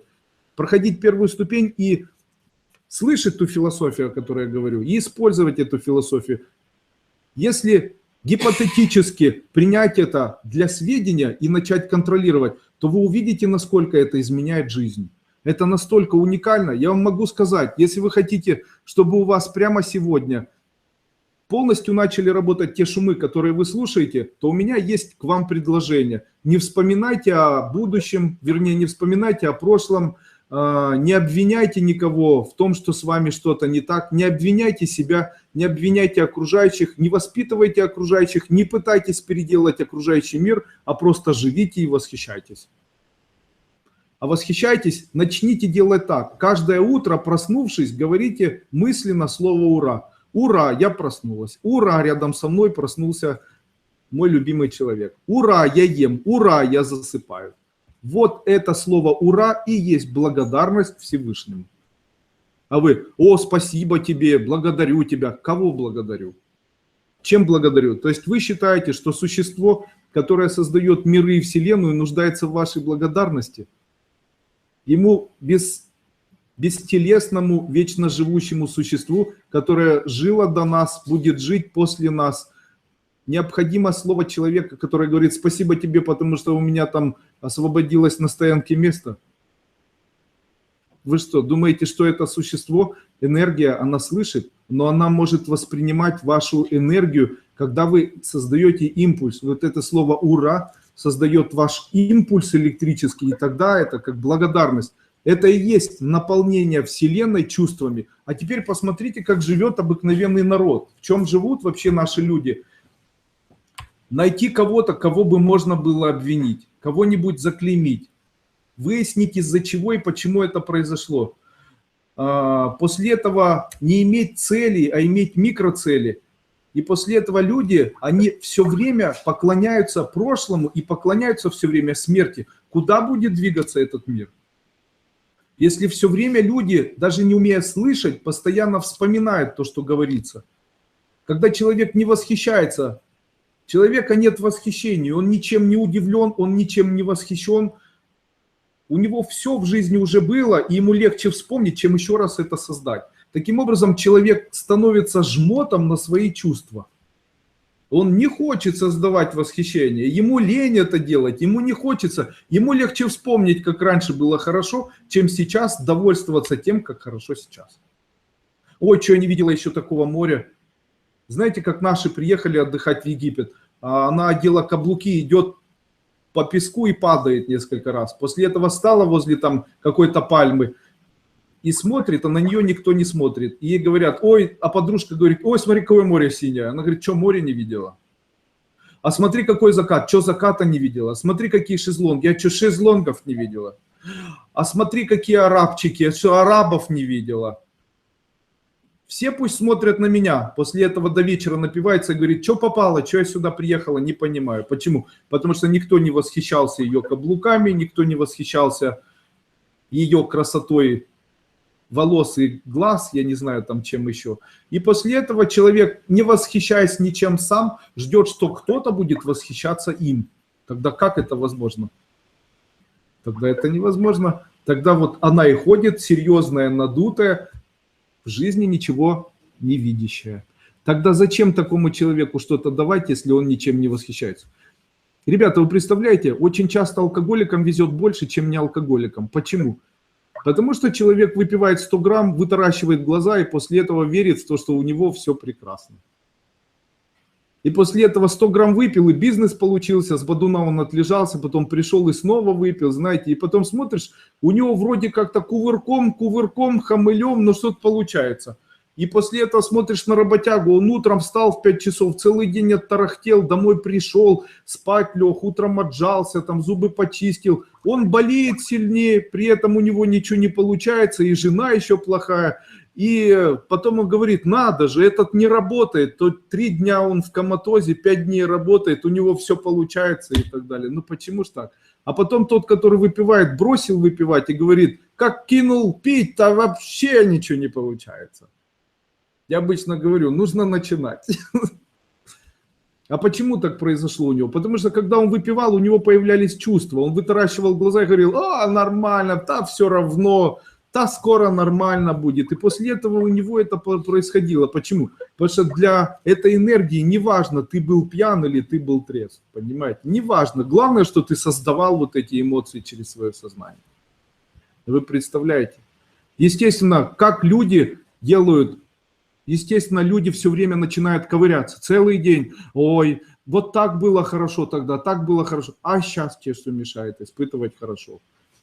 Встань, выйди на улицу, подыши воздухом. Если ты с семьей, там, погладь кого-то, посади на колени. Там, если ты с детьми, там, как я, одну на одно колено, другую на другое колено. И после этого основное действующее существо вот так обнимаю. Правильно? То есть это наслаждение той жизнью, которую строил персонально для себя.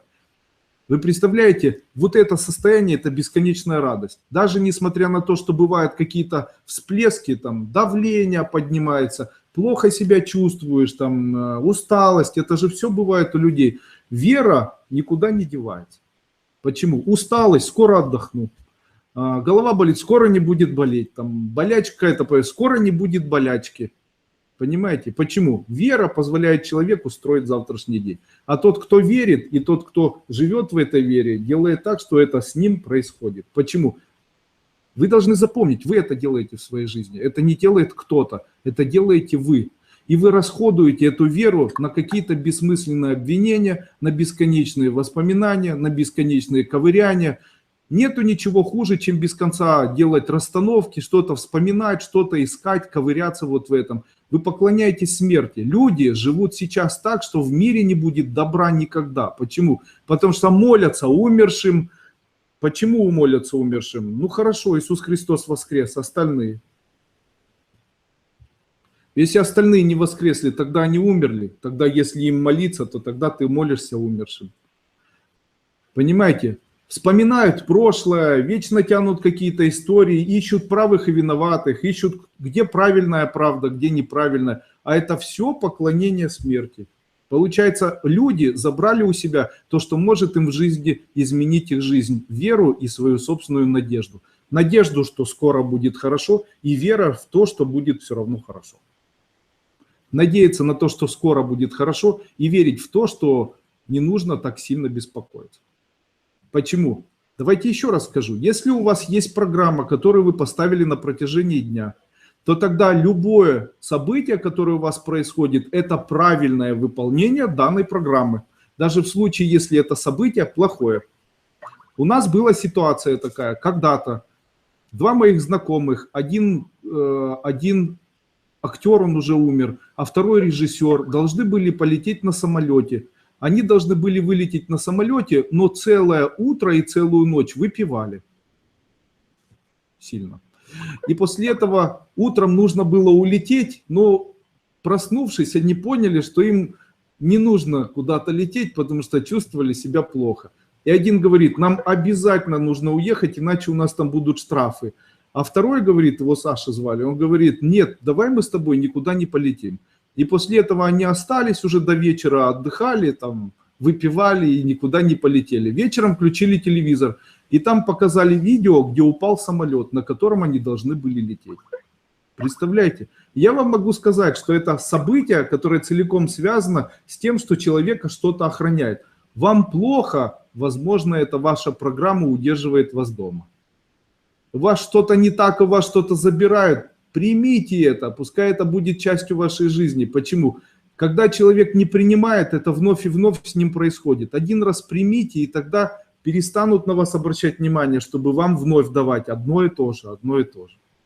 Понимаете? Почему? Не надо делать никаких выводов. Не надо, это нужно принять. Ну, было это со мной и прошло. О-о-о. Помните Аллы Пугачёв, Софии Ротары песня? Было, но прошло. О-о-о. Пусть это теперь будет хитом нашей школы. Очередная мантра школы. Было и прошло. О-о-о. Всем добрый вечер, зовут человека. Пишет, как можно приобрести у вас зубную пасту. Зубную пасту можно приобрести по имейлу, который сейчас напишет Александр. Напиши. Не страшно потерять умение удивлять. Страшнее потерять умение удивляться. Я с этим абсолютно согласен. На целых 100%. Самое страшное, что может произойти с человеком, это возможность перестать восхищаться и удивляться. Путь к Богу – это путь бесконечного восхищения и удивления. Восхищайтесь, удивляйтесь, и тогда в вашей жизни будет что-то происходить. Не забывайте о том, что существует принцип с 6 до 11. Не забывайте о том, что человеку нельзя никого ни в чем обвинять. Считайте, что все, что дается человеку, это элемент создания вашей программы. Верьте и радуйтесь тому, что в вашей жизни будет что-то происходить. Таким образом, вы включаете тот элемент, который называется вера, надежда и любовь. Отличается это от христианских законов веры, надежды и любви. Видите, тотально. Это отличается тотально и нереально. Естественно, если вы будете жить именно так, почему я говорю, если ты болеешь психическими заболеваниями, в церковь не ходи. Почему в церковь не ходи? Потому что в церковь ходишь, там смотришь на иконы людей, которые жили и умерли. Таким образом включаешь у себя возможность той энергии, которая будет тебя постоянно затягивать в прошлое.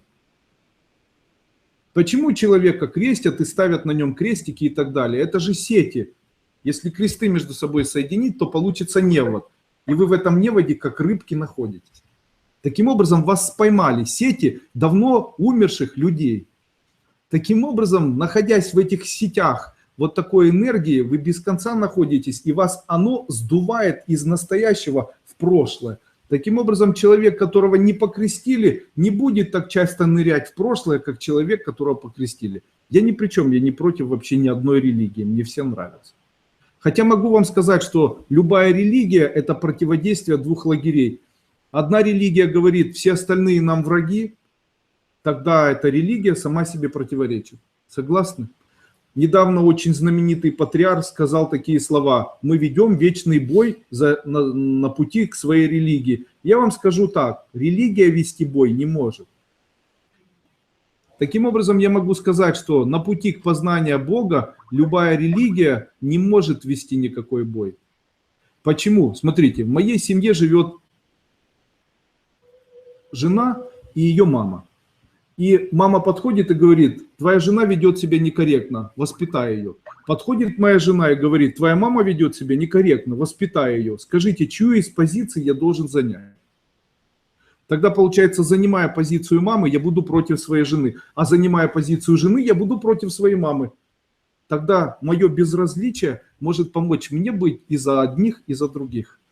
Таким образом, я и за одну, и за другую в виде безразличия. Я говорю: да, я с этим согласен, но мне все равно.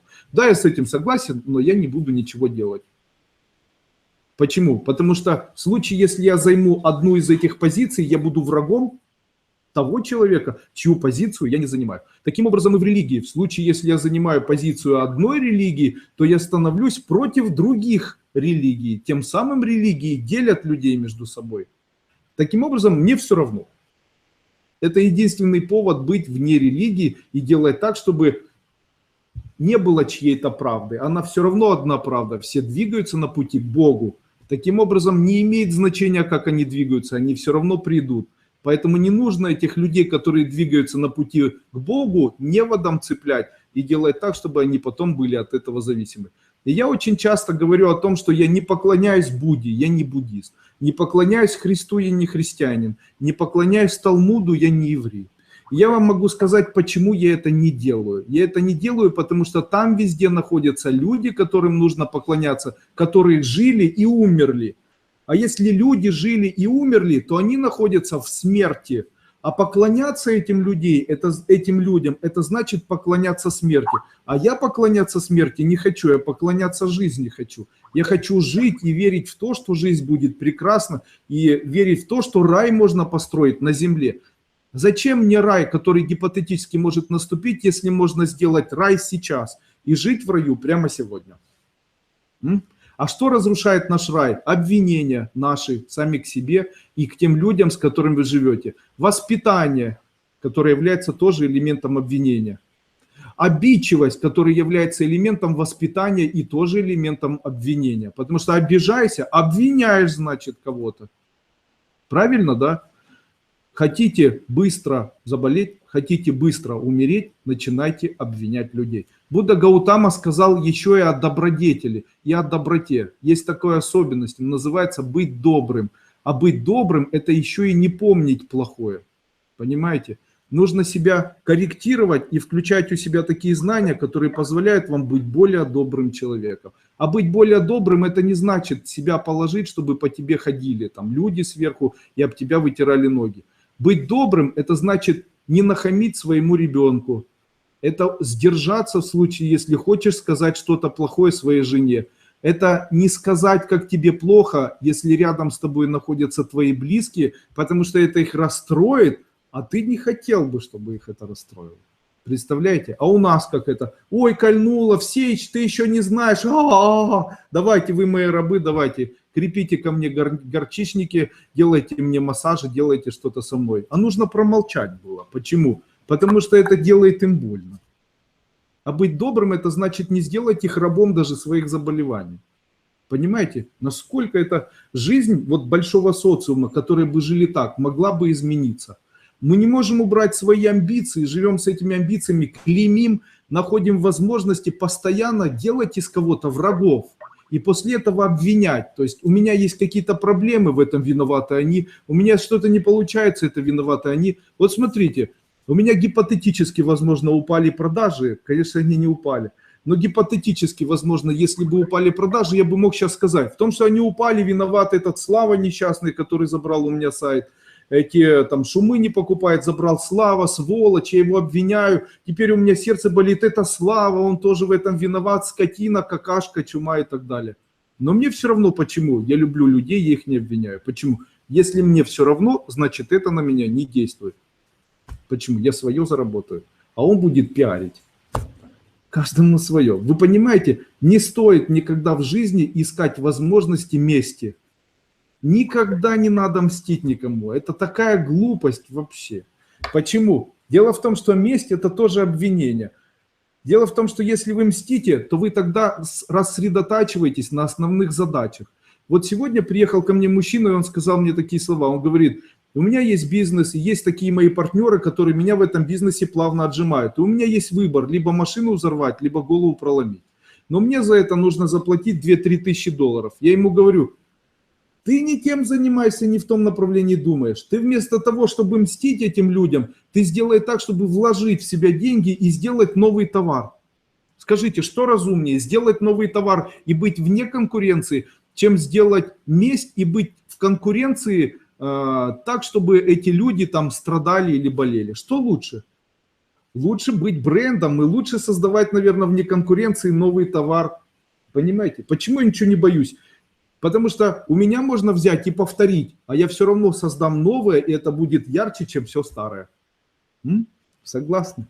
Таким образом, я не забочусь о том, кто у меня ворует. Я забочусь о том, сколько мне нужно нового делать. Понимаете?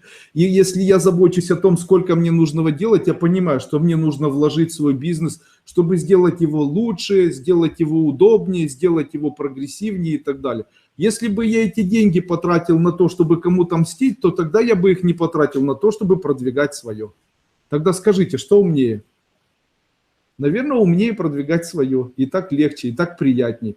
После этого, когда в свое время я это увидел, знаете, что зацепило? Такое тоже бывает. Зацепило то, что этот человек, который отжал это все, в свое время занимал деньги, прошел в школы Кайлас бесплатно и так далее. Я могу вам сказать, что с этого момента для меня это тоже элемент школы. Почему? Потому что теперь я бесплатно не хочу давать людям ступени, потому что теперь я бесплатно вообще ничего не хочу никому давать. Почему?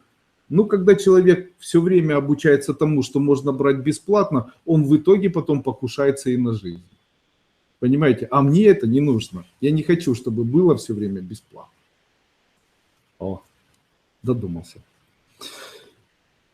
Здравствуйте, Андрей. А как же работа с энергией рода, о которой сейчас многие говорят? Давайте я вам скажу. Итак, что такое энергия рода? Энергия рода — это та энергия, с которой связаны вы и ваши предки, которые были раньше. Предки умерли? Умерли. Тогда если предки умерли, то они уже принадлежат смерти. Поэтому если вы хотите каким-то образом что-то делать, то вы сможете молиться родственникам, которые держат в руках смерть. Таким образом, поклоняясь родственникам и молясь родственникам, вы фактически поклоняетесь и молитесь смерти. Почему Камбодже разрушилась целая страна, потому что эти люди ставили на первом этаже всех своих родственников в виде пепла. И каждое утро, спускаясь со второго этажа, молились. Что произошло с Камбоджей? Помните красных кхмеров? Они на протяжении 4 или 5 лет убили практически всех камбоджийцев. Помните, да? Было такое, я не обманываю, а это в религии камбоджийцев было. Дальше, помните, знаменитая египетская целая просто культура египтян, которые занимались, которые фактически завоевали половину арабского мира и половину Африки. И это одна из самых ключевых, наверное, заметных таких цивилизаций, которая существовала в мире. Одна из самых древнейших, и, наверное, монументальных, и, наверное, невероятных. И эта цивилизация исчезла. Почему? Потому что они делали из людей умерших, для себя делали мумии и делали из них божеств. И после этого поклонялись смерти в виде молитв, которые принадлежали фараонам. Понимаете? Нельзя поклоняться тем, кто умер. Поклоняйтесь тем, кто жив. Так неважно помочь вашему племяннику, племяннице, брату, сестре. Но так важно потом в этот род пихать какую-то энергию. Скажите, кому лучше стало от того, что вы роду там посылаете энергию? Давайте напишем сейчас. Вот кто занимается практиками посылать роду энергию или взять энергию роду? Вот скажите, кто пользуется и кому хорошо от этого? Скажите, кому было хорошо от расстановок? Скажите, кто выздоровел за счет реек? Скажите, ведь кому стало за счет вот этого всего лучше? Только без обмана, вот по-честному скажите. А теперь второй вопрос. Кому стало хуже? А я всегда говорю такие слова, вы понимаете? Ведь лучше стало. А если стало хуже, почему никто не несет ответственность? У нас, знаете, такой мир, и русские люди, они так устроены, что они слушают все, пробуют на себе, и после этого не заставляют никого нести ответственность за это. То есть, получается, никто не несет никакой ответственности. Ляпают, что попало, пишут, что попало, и после этого никто не несет никакой ответственности. Потому что я считаю, что ответственность даже за то, что ты делаешь, даже за счет того, что ты даешь медитации или с кем-то работаешь, ты за это несешь ответственность. Вот я сейчас говорю вам, не обижайтесь. Не будьте теми, кто постоянно пытается там кого-то казнить, да, вашу жизнь. И я несу за это ответственность, потому что я вам это говорю. Почему? Потому что я не исчезаю, со мной по скайпу можно общаться, на вебинаре я вижу вас. Во время вебинаров люди присутствуют в зале, я ни от кого не скрываюсь, ни от кого не убегаю. И школа существует уже 5 лет, и 5 лет я веду вот эти вебинары. И уже 300 тысяч человек. После рейки было хуже ребенку, попали в больницу. Кто ответит? Вот пишет сейчас Мария Шабалтасова. Можно слушать шум пьяным? Можно. Мой муж сделал фактивный развод 16 лет назад, чтобы не делить имущество, забрал машину, квартиру, при этом угрожал Макаровым, и сейчас я подаю на развод и делю имущество. Квартира куплена на семейные деньги, машина была куплена до брака. Что делать? Ученица первой ступени. А разве я не ответил сейчас, что нужно делать? Каждое утро нужно ставить программу, которая звучит так: ура, я выиграла этот суд с мужем, бракоразводный процесс. И после этого не обвинять, не жаловаться никому, да? Ну, я должен еще раз это повторить. Пройдя первую ступень, изучив, применяя философию, изменения происходят, эзотерика работает. Наверное, полностью измениться, не думать плохо, убрать все негативные мысли, радоваться и никогда не грустить. Нужно постоянно работать над собой, дальше изучать ступени. Тогда произойдет чудо, будет процветать бизнес, исполняться желания. Да. У ребенка был подвывих первого шейного позвонка, остеопат поставил позвонок на место, после этого долгое время были головные боли. В настоящее время болит шея при наклонах, что посоветуете? Ну, у нас же сейчас эзотерический вебинар. У меня сестра постоянно ходит в церковь, если посоветовали ставить за здравие 40 уст, она сильно болеет. Будет болеть еще сильнее, если 40 усты ставить. Почему люди постятся перед походом в церковь? Чтобы прийти в церковь и сдать свою энергию очищенной. Чтобы ее могли собрать уже в чистом виде. Понятно? А вы еще и должны искупаться, поголодать, пойти и сдать, получается. Еще и деньги заплатить за то, что вашу энергию у вас заберут. Уважуха. Если поход на кладбище к родственникам – это поклонение смерти, тогда лучше сжигать в крематории и развеять по ветру. Ну, зачем мне это спрашивать? Зачем? У каждого своя судьба. Наверное, есть смысл спросить у того человека, который умирает, как он хочет. Я, допустим, хотел бы, чтобы в моей жизни после моей смерти сделали из меня пепел и высыпали в большой океан. Почему? Зачем кладбище, а в океане остатки тела, возможно, покормят еще рыб? Понимаете, и жизнь продлится в живых каких-то растениях или еще в чем-то. А так, ради чего это все? Могилы, которые посреди города, которые забирают возможность построить дома, где бы могли жить люди. Зачем это все? К чему это все вообще? Что это за культ такой? У меня умерла мама, и все 3 дня приходили и сидели у дверей. Маленькой кошечки. А на другой день после похорон утром нас тоже в церкви провожала рыжая кошечка. Что это может быть? Ничего. Астральная энергия открылась. И после этого, если астральная энергия выходит в большом количестве, то в этой мама умерла и очень плохой получила перерождение. Наболела и упала прямо в астральный мир. Нехорошо это. Что это за флаг сзади меня? Это сегодня подарили вот такой вот символ, там в середине символ школы Кайлас, семиконечная звезда. Почему семиконечная звезда? Все происходит из цифры 7. 7 нот, 7 цветов. Что-нибудь еще 7 есть, наверное. 7 дней недели, отлично, видите. Поэтому 7 цветов радуги, семиконечная звезда, в середине точка концентрации. Когда человек начинает мечтать и фантазировать, то человек закрывает свои программы. Поэтому в случае, если человек фантазирует по вечерам, а женщина обычно пофантазирует по вечерам, они тем самым уничтожают свою судьбу. Легли вечером спать. Какие фантазии? Спать надо. The sleep. А днем нужно, если не можете, встаете и пьете молоко с медом. Есть хорошее снотворное, ливана называется. Можно 1 таблетку и спать. Вообще могу вам порекомендовать вечером ни о чем не думать. Почему? Если вы думаете о том, что вы будете скоро нужной, что он будет за вами ухаживать, это уже не произойдет.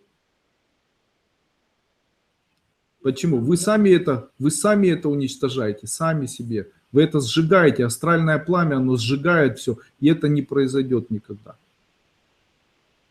Естественно, когда начала женщина говорить об этом, я понял, что шансов никаких. Почему? Потому что она уже обвиняет меня. Слышите, да? То есть, если человек говорит, вы обещали, но вы не... Все, у него шансов никаких нет. Почему? Обвинение. Там, где есть обвинение, то ничего не происходит. Нельзя в жизни обвинять. Нельзя в жизни обвинять, нельзя в жизни обвинять. Никого не обвиняйте. Толкнула вас, отвернулись и пошли дальше. Не обвиняйте. Какого хрена ты толкнула? Корова. Вот так нельзя, не обвиняйте. И что ты смотришь, вылупила свои зеньки, твою богодушу? Обвинение, вот это обвинение, оно закроет у вас возможность исполнить ваши заветные мечты. Обижаетесь, обвиняйте, не принимайте, не можете быть интеллигентными людьми. Вообще не занимайтесь эзотерикой. Она вам ничего не даст, она вас утопит. Вы будете ниже плинтуса. И эта эзотерика вас будет гасить, уничтожать, убивать, мучить, разрывать. Как знаете, эти ученики школы Увэй в свое время, которые проходили там курсы, после этого попроходили курсы и начали становиться дурными. Почему? Потому что практики и методы и техники сильные, а философии никакой.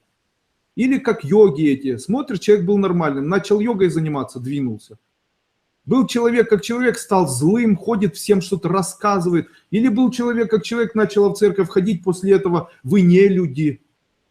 А это что такое? Это обвинение, правильно? А тогда будет что-то в жизни происходить? Не будет. Обвинение это тоже. Обвинение это значит обращение к прошлому. Обращение к прошлому это тоже поклонение смерти. Хотите жить вечно? Используйте принцип, будьте добрыми, не воспитывайте, не будьте кому-то, не будьте судьей для кого-то. Проявляйте доброту в своей жизни к себе и окружающим. Не жалуйтесь ни на что, и ваша жизнь будет другой. Вот как теперь это сделать, неизвестно. И не помните плохого, и не обижайтесь.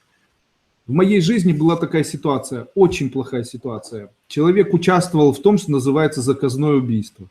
При этом в этом заказном убийстве присутствовал я, еще один мужчина Михаил, которых и должны были, собственно, кирдыкнуть. И после этого прошло время, этот человек, я не знал об этом, после этого этот человек начал работать на меня.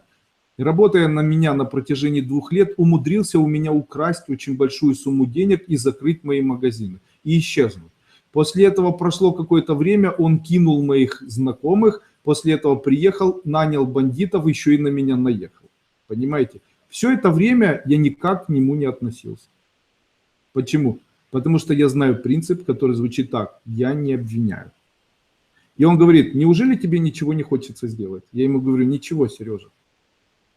Почему? Ты не хочешь отомстить? Я с турками тогда общался, они говорят: давай мы его сейчас зарежем и уедем в Турцию там, за $1000. Я говорю: мне это не нужно. Почему? У него своя правда, у меня своя.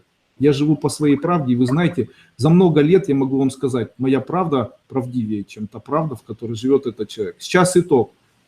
У меня есть любимая жена, дети народились. У меня есть доход, он стабильный, есть успешный бизнес, я чувствую себя хорошо. У него. А начинали хорошо, понимаете? Ничего. Вы понимаете, я буквально вчера, позавчера разговаривал с его двоюродным братом, и он мне говорит: ну вот, жизнь-то у него нехороша. Я говорю: почему? Потому что живет на съемной квартире, потому что денег нет, потому что ничего, жены нет, там вечно учится в синагоге чему-то, и как-то жизнь, ну вот, никак не налаживается. Но ему уже 43 или 44 года. А когда она наложится? Появятся уже первые элементы гипертонии и геморроя, знаете, а потом уже с этим жить сложнее. Ведь мы думаем до 40, что мы будем вечными, а потом в 40 начинает колоть и спереди, и сзади. И мы начинаем понимать, что мы стареем. Есть такое, да? До 40 мы вечны или до 50. Думали, что вечно будет вот так вот хорошо, как молодость, а потом как кольнуло в какой-то момент. Понимаем, что надо что-то с этим делать. Тут еще пожить не успела, уже лечиться пора, знаете. И вот на это все начинаешь обращать внимание и думаешь: надо же. Я сегодня себя просто словил на такой мысли. Я вечно себе в чем-то отказывал, знаете, когда-то. Вечно себе в чем-то отказывал. В очередной раз, когда утром захотел отказать, то начал думать вот так: надо же, а если я завтра не смогу жить? А если завтра не будет? Вот представляете, завтра не будет. А сегодня и возможности есть, и желание есть, все есть. Вообще не хочу ни в чем отказывать. Почему? Зачем? Понимаете? Хочется, надо тогда. Почему? Потому что завтра может не быть. Завтра может быть только в случае, если есть вера и надежда. А она есть. Так вот и живем. Верим, надеемся, и все хорошо. Понятно? Рейки и все остальное — это интересная наука. Она вся реально работает. И работает космоэнергетика, работает рейки, работает йога, работает Довлатов, и работает Левашов, и работает Хлебников, и Трехлебов, и молитвы, и заговоры. Все это работает, но не всегда в хорошую сторону, потому что в случае, если человек не изменяет философию, то этим он может очень себе навредить. Поэтому, не изменяя философию, человеку давать науку, эзотерику нельзя. Именно поэтому она всегда была скрыта от обыкновенных людей.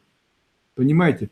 Почему? Вот не верили они в древние времена, что человек может быть хорошим. Ему говорили: будь добрее, принимай, будь добрее, принимай. Он говорил: нет, мне нравится, если я убью у соседа корову. Понимаете? Вот не верили они. То есть они были чернью, черные, и не понимали, что может быть как-то не так. Но мы же уже другие люди.